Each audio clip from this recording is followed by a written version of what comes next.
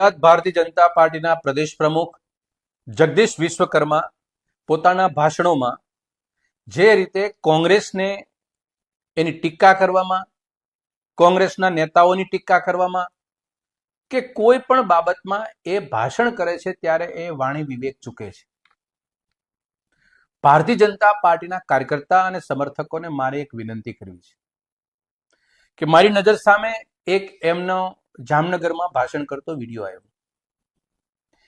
એમાં જે શબ્દો જે રાષ્ટ્રની ધરોહર અને રાષ્ટ્રના યુગ પુરુષો કહેવાય, પૂજ્ય મહાત્મા ગાંધી અને પંડિત નહેરુ, એ દેશના ઘડવૈયા અને લડવૈયા, એમના માટે કેટલું માન છે, કયા પ્રકારના શબ્દો એને વાપર્યા, કઈ કિસ્સા કે કઈ ઘટનાને એને આ વાતમાં જોડી, એ આપે પણ સૌને એ સાંભળી અને પોતાના નિર્ણય કરવાની તાતી જરૂર મને લાગે છે. હું આ વિડીયો આપની સમક્ષ મૂકતા પહેલા એના બેઠા શબ્દો બે હું કહેવા માંગુ છું કે એ ભાજપાના પ્રદેશ પ્રમુખ જગદીશ વિશ્વકર્માએ જામનગરમાં એ ભાષણમાં પોતાના કાર્યકર્તાને સંબોધતા કહે છે કે એ સમયમાં વિદેશથી જ્યારે લોકો આવતા હતા ત્યારે અહીંના નહેરુ અને ગાંધી એને મદારીના ખેલ બતાવતા હતા, એની રમત બતાવતા હતા. અને આજે એમ કરીને ભારતીય જનતા પાર્ટીના એના આરાધ્યોના પ્રશંસાની શરૂઆત કરી.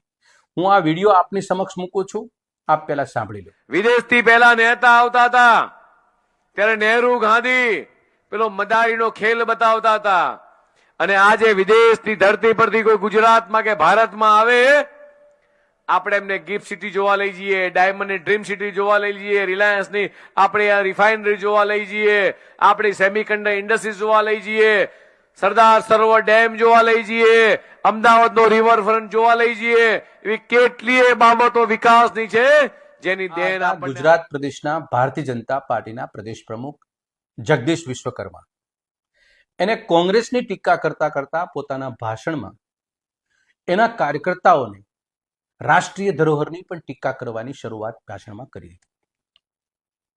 એને રાષ્ટ્રપિતા મહાત્મા ગાંધી અને દેશના પહેલા પ્રધાનમંત્રી પંડિત નહેરુને પણ ન છોડ્યા. એમના શબ્દો મેં તમને સંભળાવ્યા, એ શું કહેવા માંગતા હતા અને એની પાછળનો એનો મર્મ શું હતો.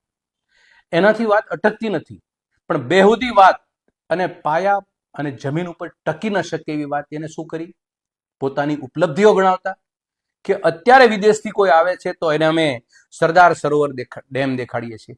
સરદાર સરોવર ડેમની અંદર તમારી શું ઉપલબ્ધિ, તમારું શું યોગદાન? એ પંડિત નહેરુએ પથ્થર મૂક્યો હતો, ભારતીય જનતા પાર્ટીના શ્યામા પ્રસાદ મુખર્જીએ નહીં. બીજી બાબત એ કે છે રિલાયન્સ રિફાઇનરી, એને અમે દેખાડીએ છીએ. રિલાયન્સની ફેક્ટરીનો પાયો ધીરુભાઈ અંબાણીએ નાખ્યો હતો, એ નફો કમાવા માટે નાખ્યો હતો, ભારતીય જનતા પાર્ટીના કમલમના પૈસે કે કમલમના વિચારોથી નહીં.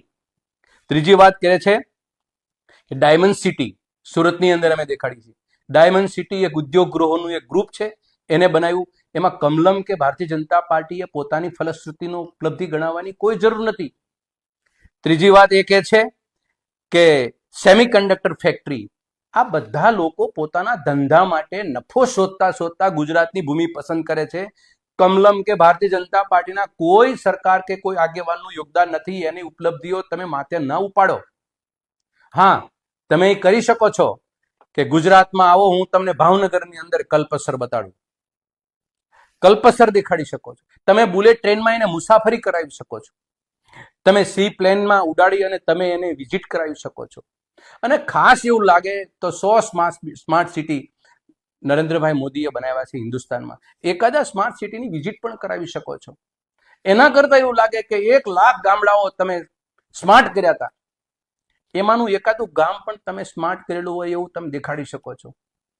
અને સૌથી સારું, બહુ દૂર ન જવું હોય તો અમદાવાદનો હાટકેશ્વરનો એક પુલ છે, એની ઉપરથી પસાર કરી અને મુસાફરી કરાવડાય છે કે આ પુલ અમારી ઉપલબ્ધિ છે. આ બધી તમારી ઉપલબ્ધિઓ છે. ભારતીય જનતા પાર્ટી પોતાની ઉપલબ્ધિઓ ગણાવે અને વિદેશથી આવતા લોકોને એને માનપાન આપી અને બતાવે કે અમે આ 30 વર્ષથી ગુજરાતમાં અમે આ પરિસ્થિતિમાં ગુજરાતને લાવીને મૂક્યું છે. પણ રાષ્ટ્રીય ધરોહરની કે રાષ્ટ્રીય નેતાઓનું અપમાન એ ન ગુજરાતની ભૂમિ કે ન ભારતની ભૂમિનો કોઈ નાગરિક કરે.